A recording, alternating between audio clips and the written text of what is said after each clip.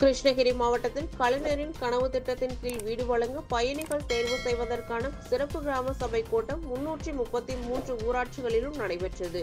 தமிழகத்தில் குடிசையில்லா மாநிலமாக உருவாக்கிட வேண்டும் என முன்னாள் தமிழக முதல்வர் மு. கருணாநிதி திட்டம் வகுத்து இருந்தார்.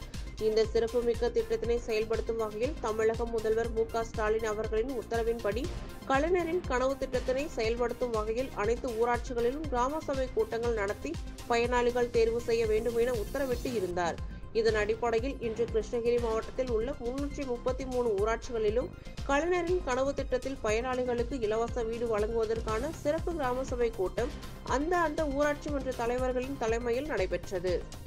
இதில் பெத்தாலப்பள்ளி மற்றும் சோமார்பேட்டை ஆகிய ஊராட்சிகளில் ஊராட்சி மன்ற தலைவர்களான திருமதி அம்சவல்லி வெங்கடேசன் மற்றும் ராஜா ஆகியோர்களின் தலைமையில் நடைபெற்ற சிறப்பு கிராம சபை கூட்டம் வெகு விமர்சையாக நடைபெற்றது. இக்கூட்டத்தின் போது கலைஞரின் கனவு திட்டத்தின் மூலமாக குடிசை வீடுகளில் குடியிருப்போர்கள் குறித்து கணக்கெடுக்கப்பட்டது. இதில் பட்டா நிலத்தில் குடிசை வீட்டில் வசிக்கும் பயனாளிகளுக்கு கலைஞரின் கனவு திட்டத்தில் வீடு வழங்க தீர்மானம் நிறைவேற்றப்பட்டது.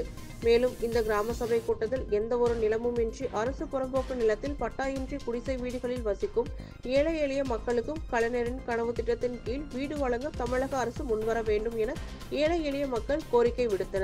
இந்த சிறப்பு கிராம சபை கூட்டத்தில் ஊரகத்துறை அதிகாரிகள் உள்ளிட்ட உள்ளாட்சித்துறை பணியாளர்களும் கலந்து கொண்டனர். 40 பேருக்கு நமக்கு பட்டா இல்லைன்னு தான் கொடுத்துருக்காங்க. பட்டா இல்லாத வீடு தான் குடிசை வீடா இருக்கு. அதெல்லாம் போட்டோவோட எடுத்து வச்சிருக்கோம். பட்டா கொடுத்த பின்னாடி உங்களுக்கு அடுத்ததா நம்ம அந்த வீடு கட்டினாங்க.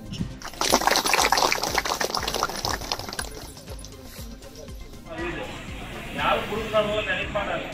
எல்லாம் வேற நினைக்க 6 மாசம் போட்டாங்க. 6 மாசத்துக்கு ஒரு ரூபாய் வீட்டு வரி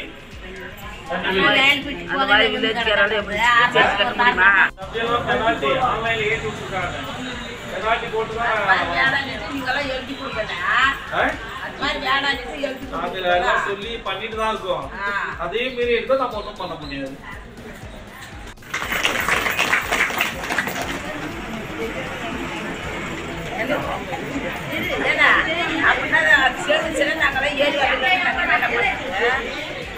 வரக்கூடாதுன்னா நாங்களும் நினைக்கிறேன்.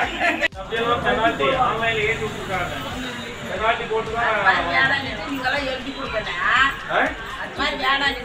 அதுல எல்லாம் சொல்லி பண்ணிட்டு தான் இருக்கோம். அதே மீறி எடுத்தா நம்ம ஒன்றும் பண்ண முடியாது.